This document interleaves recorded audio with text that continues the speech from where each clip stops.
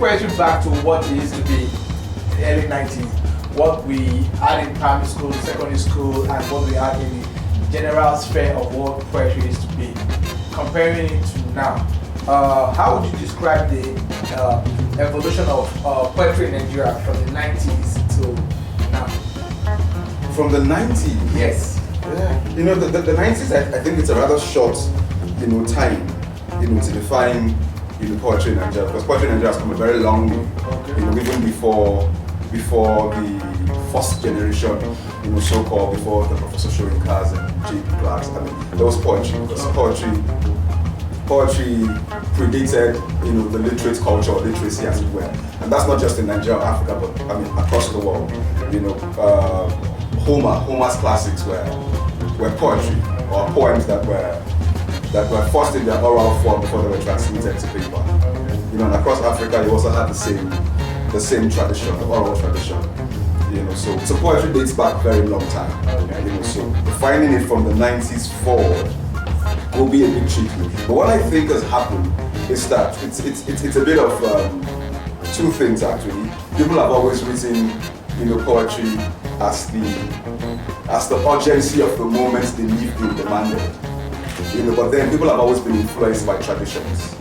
So you have this contest, as it were, between the past and the present. Exacting influence, on contemporary poetry, which is what you have. You have a new form of poetics, evolving from the 90s until now. Poetry that delves more into the personal. A slight shift from protest poetry, as it were, where pre-colonial poetry in colonial times, the poetry of the Kofi Awolus and the poetries of the Larry Peters, of the Christopher Okigos, were as much preoccupied with their aesthetics as they were also preoccupied with the social conditions of their time. And the need to engage, for poetry to engage, within that space from time to time. So there's a borrowing from that tradition, but there's also, an opening of new voices, a new kind of aesthetics where people delve more into the personal than into the political, or where the personal becomes political, in its own space as well. Okay. Now, describing your journey into the world of performance art, how's it been? When did it start? What led to the creation of the Efe Paul brand as we all know it today? I think for me, I've always written, I don't see myself as a performance poet. It's a very difficult, label to escape from, because I've always written, sound has always been very integral to my process. So I write with my mouth to a very large extent. I have the entire poem framed up, rereading in my mind. Putting it down on paper in a strange sense sometimes is an afterthought for me. So I can carry a chapbook, an entire chapbook of poetry in my head for a long time, with its own aesthetics, with its own attention to rules and poetic standards and expectations, but in my head nonetheless. But the tricky thing is, my responsibility in some sense is to ensure that if I'm transmitting it from my head, from the stage to paper, it has to still function as poetry. Taking fully conscious of the rules that govern the page, and poetry sitting on the page. So I must be able to straddle both worlds and both forms. And that's what I've tried to do. To ensure that, as much as sound is integral to my writing process, I must also, I lean almost naturally to the stage. I must also make sure that, if I'm transmitting it to the page, it also functions, as poetry. And I think I started, it started for me by allowing other voices in my head. I've always read, I grew up in a home full of books, and I think at some point I read practically every single, book, in my hands. And what reading does in that sense is that it gives you this feeling of, I think I can also do this. I think I can also tell my own stories. And I read more prose than I actually read poetry. But my first attempt was at writing short stories. But every short story I wrote wanted to become a poem. Every poem I wrote wanted to be performed. So it basically just evolved from there. And I remember many years ago, a friend had come to my house and stayed over with me. And we woke up the next morning, and I said, I'm going to write a poem. I've never written a poem up until that point, but I always felt like, I could write stuff. And he laughed it off, and I wrote a poem. I never stopped writing poems. And what was the title of the poem? It was called I Must Die. The Lagos International Poetry Festival, how did it happen? I think what happened was in 2013, we had done this series of workshops for an organization from the Netherlands. Myself, TITILOPE, SONUGA, and Obi Fejika were the ones who facilitated the workshop in partnership with African Artists Foundation. And relatively well attended. But after the workshop, we started to feel like we've always complained about the gap between the growing hunger for poetry, and the actual ability and skill to actually, put out good poems. We felt like, you have so many people who want to do poetry, but most of it is not particularly good. We felt like, this is a very good workshop. Why don't we keep on doing workshops? So the original idea was, okay, let's have a 3-day workshop, no, a 2-day workshop. They rounded up on the 3rd day with a series of performances. And the more I thought about it, okay, let's add 1 panel or 2 panels. Let's do a festival. Let's do a festival. Let's have a poetry festival. Because it's a very interesting time. A renaissance of some sort, within the art and culture space, here in Nigeria and Africa. As a whole, you have film festivals, you have book and art festivals, you have fashion festivals, you have dance festivals, but we didn't feel like, and in each of these festivals, we always had, it was almost like none of these festivals could function without that element of poetry. So the poets have always, been involved within the space, either in the book and arts festival, or the fashion festival, or the film festival. We've always been there. So we felt, it has enough interest, and it's important enough for it to have its own space. So yes, that was part of the motive, starting the festival. And what we did was, we just designed the logo, Lagos International Poetry Festival, put it on Facebook, and we're doing the festival. We didn't have a dime, we didn't have any idea what we would do. We just designed the logo, Lagos International Poetry Festival. We thought the logo was fine enough, and we just put it on, boom. So if we do this festival, go and who do you want to see at the festival? And people are going, I want to see this, I want to see that, and we were committed, at that point. So we decided to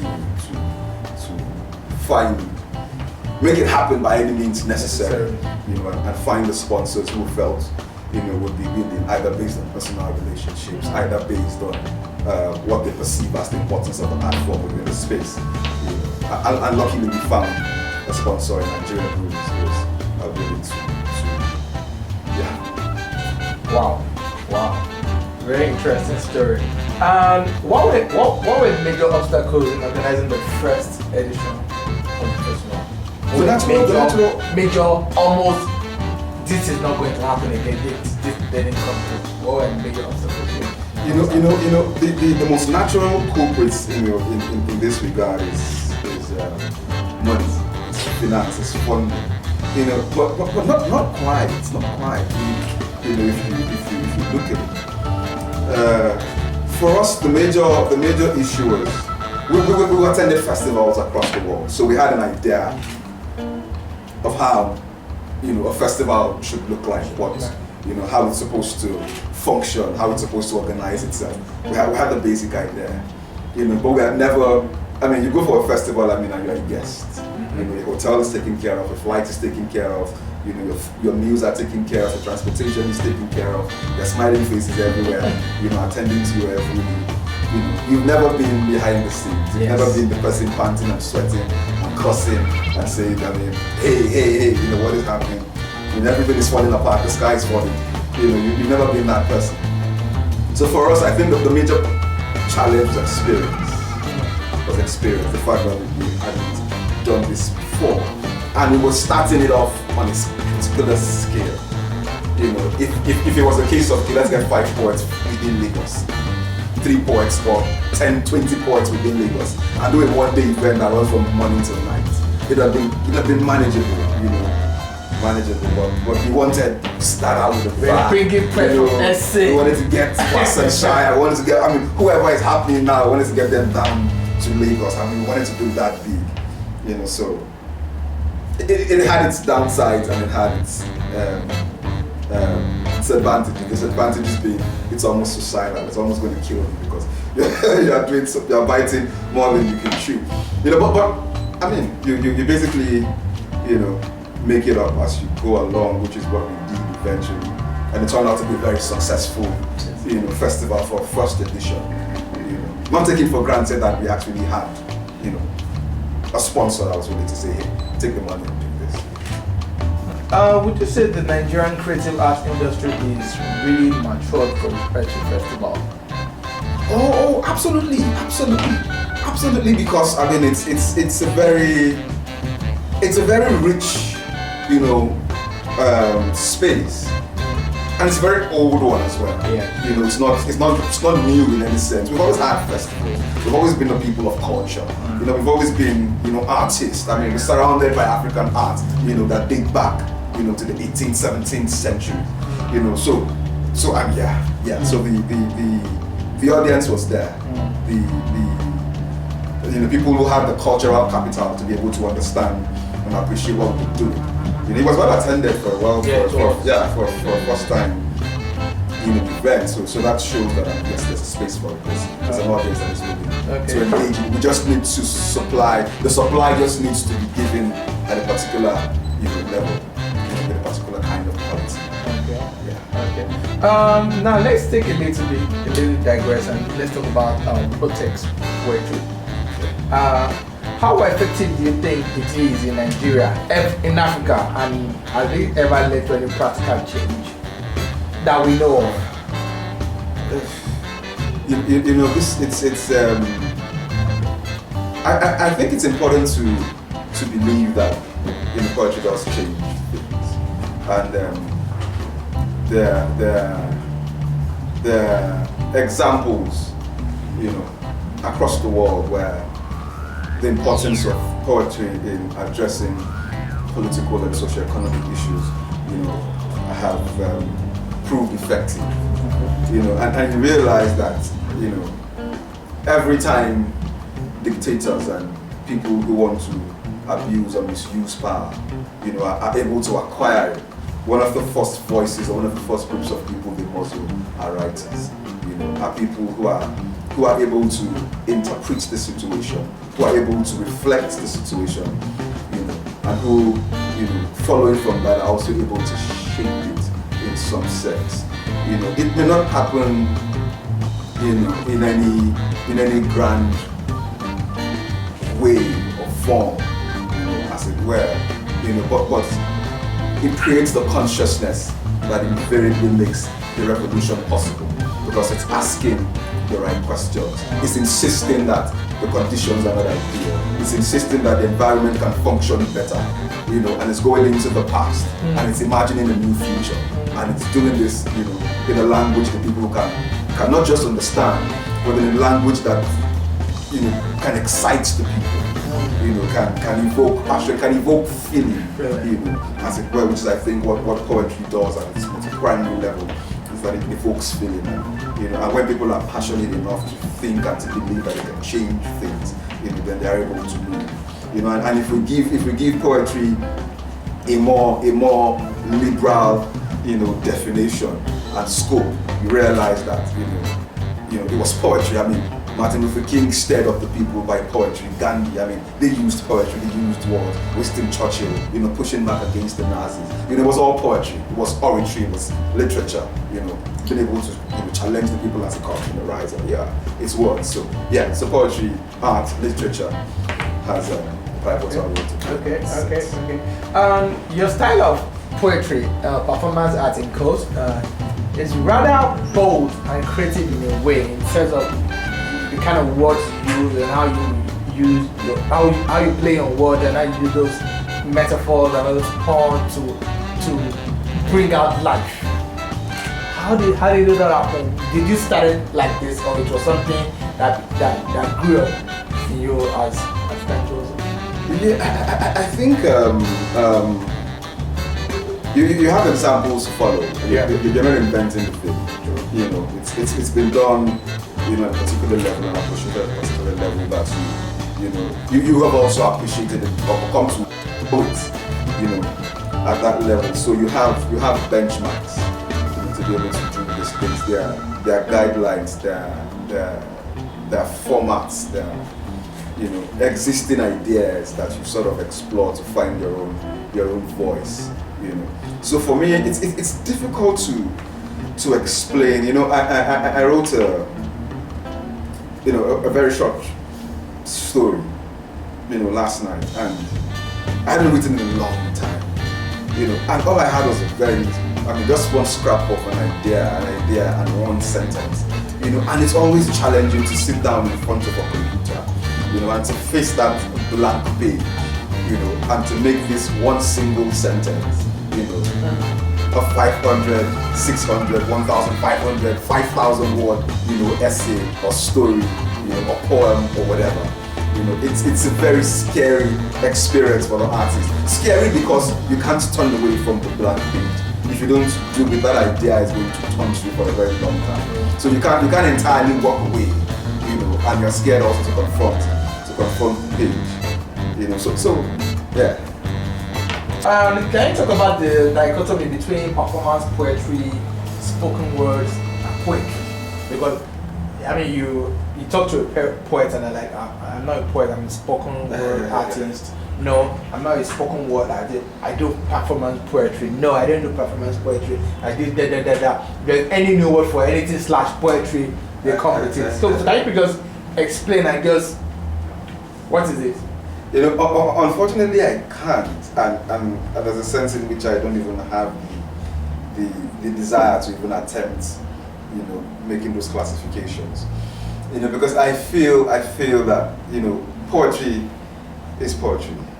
You know, if it's performed on a stage, you know, if it's a solitary experience that has been put down on the page and that you have to go, you know, and read and meditate, you know, in the quiet of your room.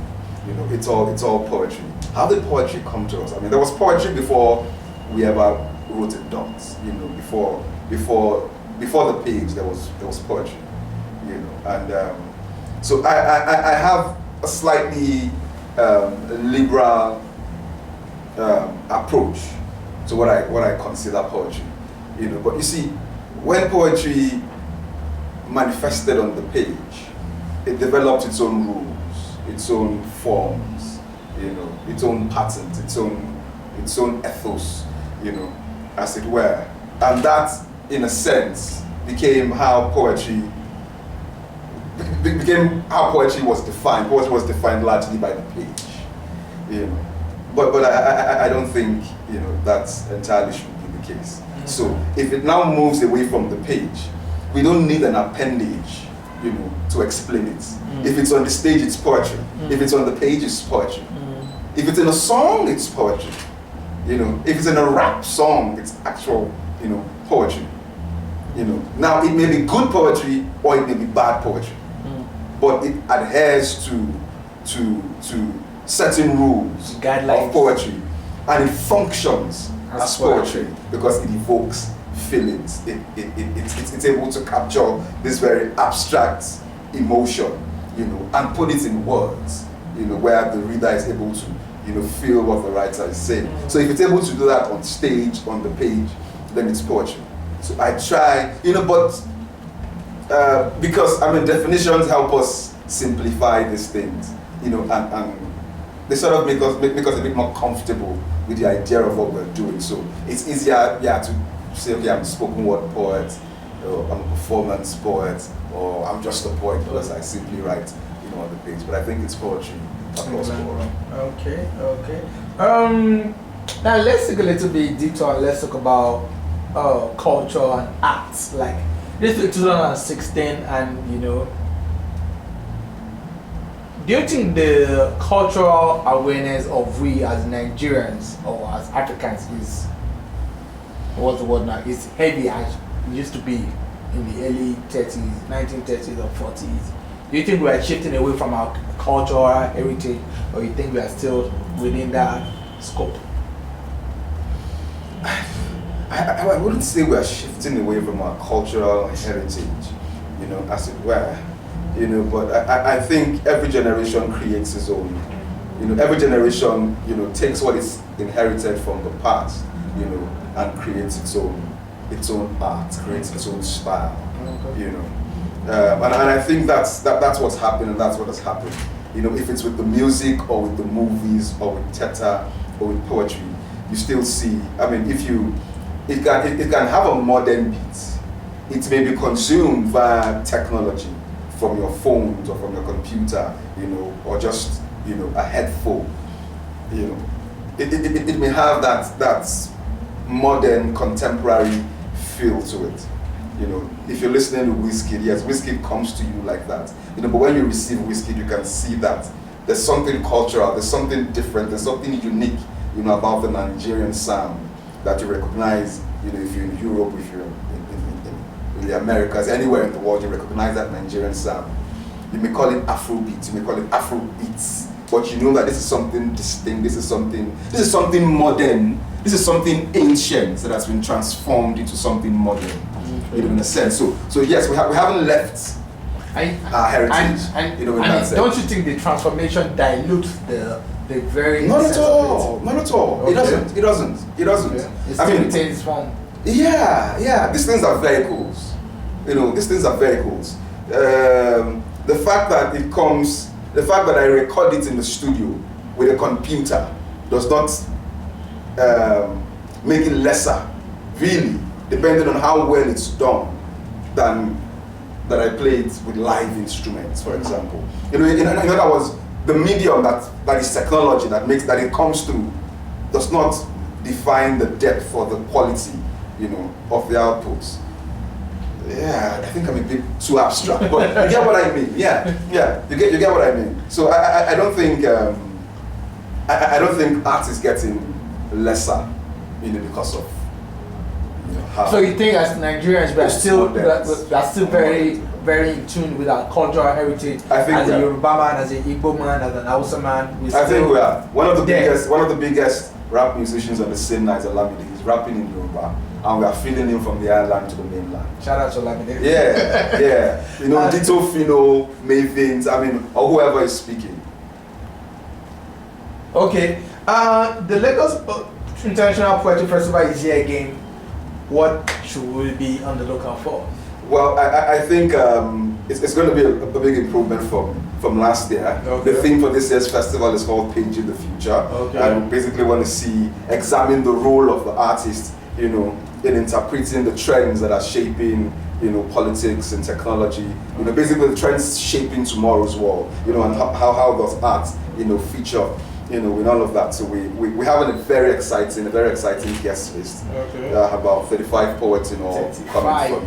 coming from all over the place. We're very excited about, you know, every person on the guest list. We have very robust and very rich and very diverse, you know, program offering as well. We have the usual workshops and masterclasses.